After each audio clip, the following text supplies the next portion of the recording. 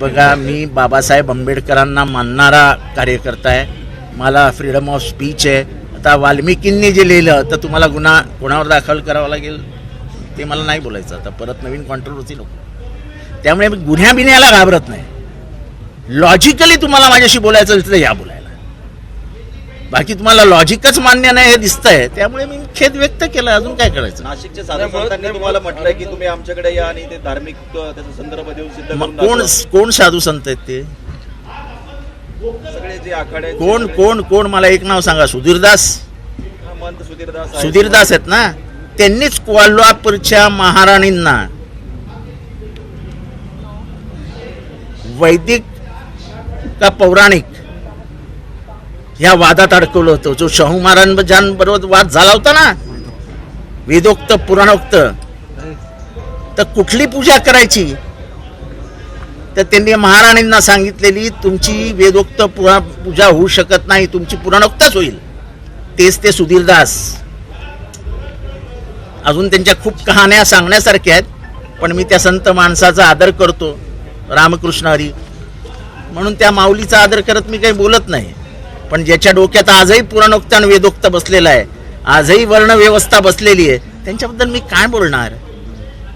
आणि अलीकडचं प्रकरण आहे.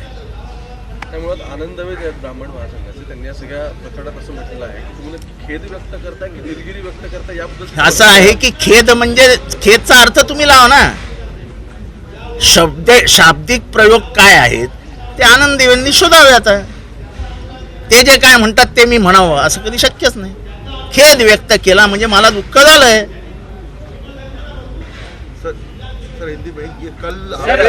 नितेश राणे म्हणतात की मांसाहार केला असेल याचा पुरावा असेल तर दाखवा, नाहीतर मुंबईला जाऊन राहून धर्मांतर करा.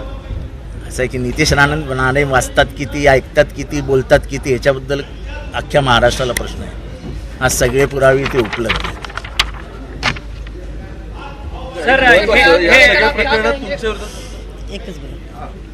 या सगळ्या प्रकरणात तुमच्या विरोधात फक्त म्हणजे मागणी होत नाही की तुमच्या विरोधात घोषणाबाजी फक्त होत नाही, तुमच्यावरती कारवाई करण्याची मुख्यमंत्र्यांकडे मागणी होते. आणि या सगळ्यातून अटक कर असे भाजपचे माझं म्हणणं हे आहे की ज्यांना लॉजिकली भांडायचं नसतं त्यांचा हा मार्ग असतो की याला अटक करा, याला जेलमध्ये टाका.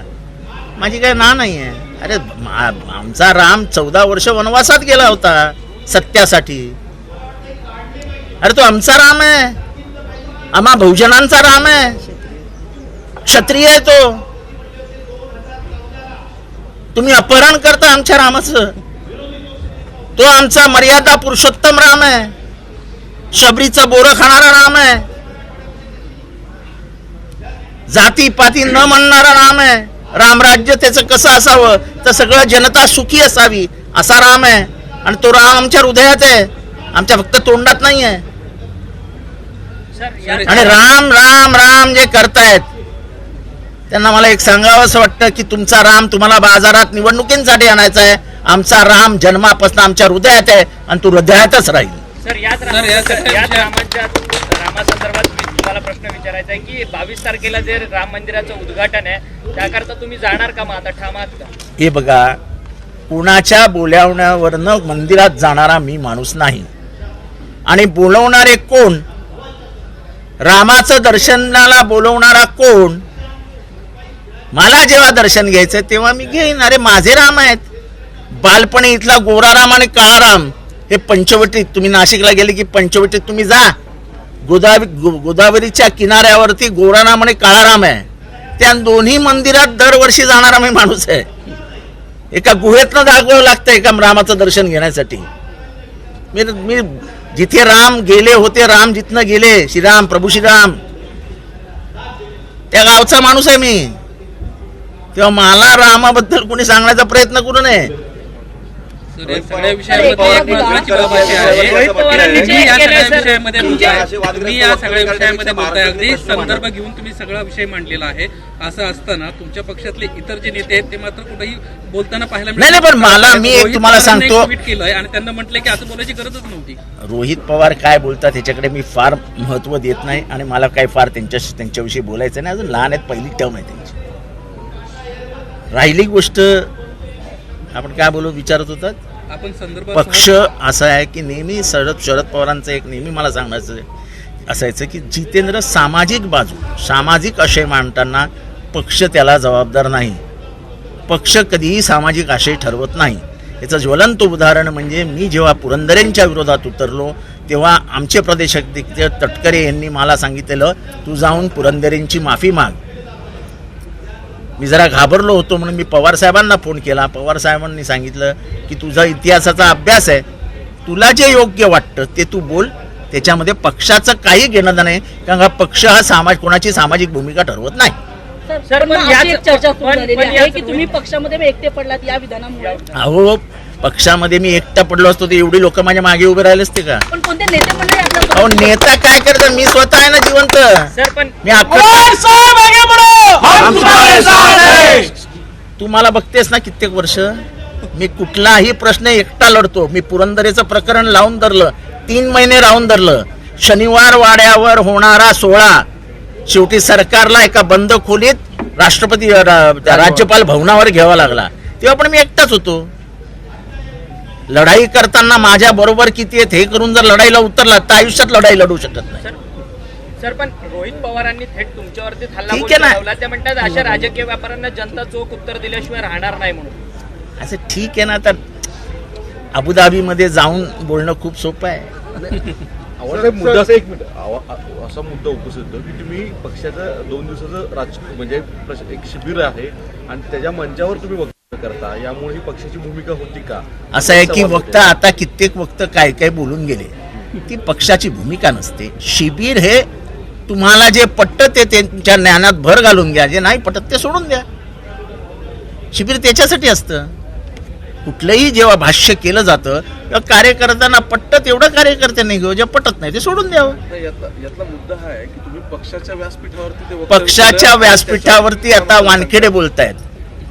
पण ते इन्व्हायटेड नेते आहेत ना. असं आहे की आम्ही सुद्धा पक्षाचे नेते असलो तरी आम्हाला विषय दिलेले होते आणि आम्ही आमच्या विषयावर बोलू शकतो. ते पक्षाने स्वीकारावं असं पक्षावरती बंधन नाही आहे. सर हिंदी में बताइए, आपने जो भूमिका कर ली थी आज उसके ऊपर कायम हुआ? देखो मैं उस भूमिका के बारे में बता रहा हूँ कि मैंने कोई खुद की भूमिका घर से नहीं लाई थी. ये वाल्मीकि रामायण में जो लिखा है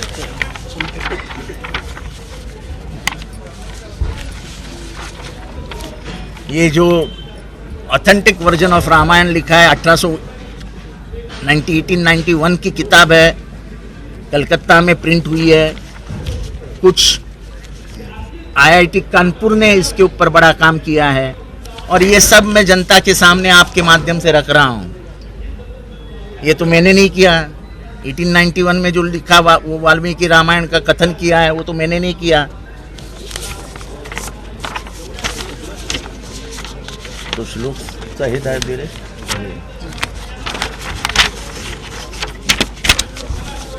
वाल्मीकि रामायण में 6 स्कंद है, कांड है.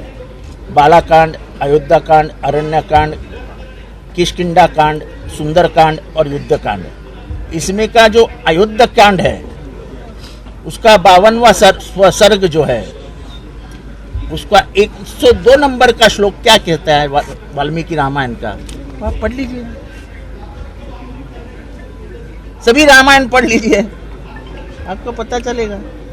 पर फिर भी लोक भावनाओं की आदर करके,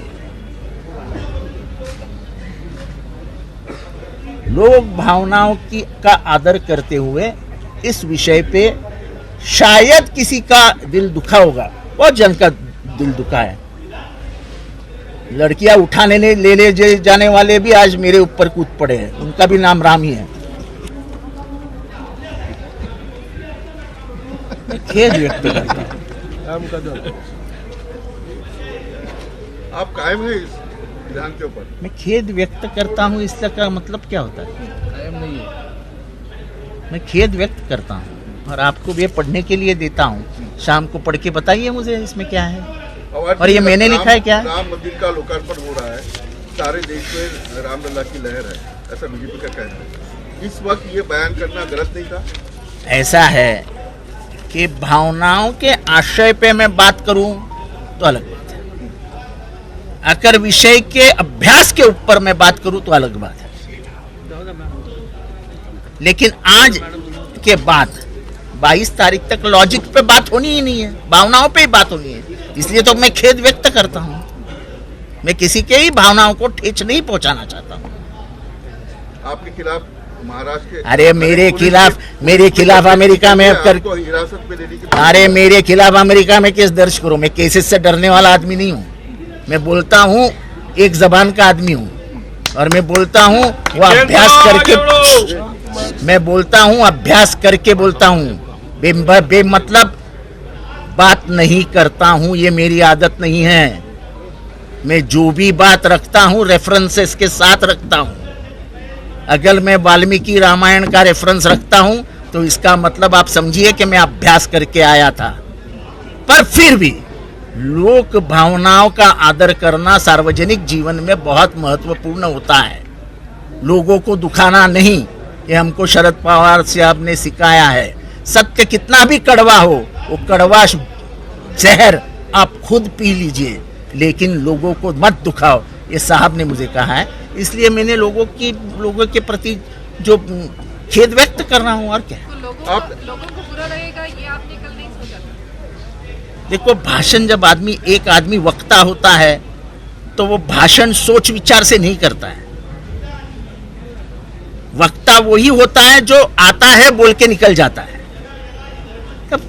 कभी कभी गलतियां होती है तो क्या फांसी पे? मैंने बोला ना खेद व्यक्त करता हूं। तो गलती मानते हैं? मैंने बोला खेद व्यक्त करता हूं। गलती मानते हैं? मैं बोला ना खेद व्यक्त करता हूं। बट गलती मानने की मैं बोला खेद व्यक्त करता हूं। क्या आपके इस बयान से राष्ट्रवादी कांग्रेस शरद पवार ग्रुप को नुकसान नहीं होगा? देखो, ऐसा है, सामाजिक आशय पे बात करने की स्वतंत्रता इस पक्ष में हमको दी गई है। ये पार्टी पॉलिटिक्स इसमें आता नहीं। मैं उदाहरण देता हूं कि बम पुरंदरे ने लिखे हुए शिवाजी महाराज के इतिहास पे सबसे बड़ी पहली उंगली मैंने उठाई थी। मुझे पार्टी में तब तटकरे थे, तटकर ने बोला था माफी मांग लो। मैंने कहा था मैं माफी नहीं मांगूंगा। और मैंने शरद पवार जी से जब कहा तो बोले हमारा क्या संबंध तुम्हारे से, तुम्हारा जो सामाजिक विषय है आप उसको आगे बढ़ाइए, नहीं बढ़ाने तो मत बढ़ाइए। पार्टी का और तुम्हारा इस माध्यम में कोई लेना देना नहीं, और इस विषय पे पार्टी का कोई संबंध नहीं। वो मैं बोला हूं, पार्टी नहीं कहा है, पार्टी की ऑफिशियल लाइन नहीं है ये। अरे हम राम भक्त है, हम भी अयोध्या जाने वाले हैं, राम का दर्शन लेने वाले हैं, पर हमारा राम ये बहुजनों का राम है, सबका भला करने वाला राम है। वो राम यहाँ की बेरोजगारी देख के वापस चला जाएगा। वो राम यहाँ पे महिलाओं पे हो रहे अत्याचार देख के वापस चला जाएगा अगर वो कभी आने वाले रहेंगे तो। ये वो राम मेरी शबरी कहाँ है ढूंढते बैठेगा, और उसको पता चलेगा कि द्रौपदी मुर्मू लॉक करके बिठाया गया है उसे राष्ट्रपति भवन में। तो ऐसी कई बातें हैं, लेकिन मैं जिस विषय के लिए आपके पास आया हूं वो विषय में और भी स्पष्ट करना चाहता हूं कि मैंने जो कल एक वाक्य कहा, मेरा मानना है कि मेरा भाषण बहुत सुंदर हुआ, पर एक वाक्य ने उस भाषण का पूरा, तो उस वाक्य के प्रति जो भावनाएं लोगों की दिल में है, जो उनके दिल में दुख है, उसके प्रति मैं खेद व्यक्त करता हूं। इसके बाद आप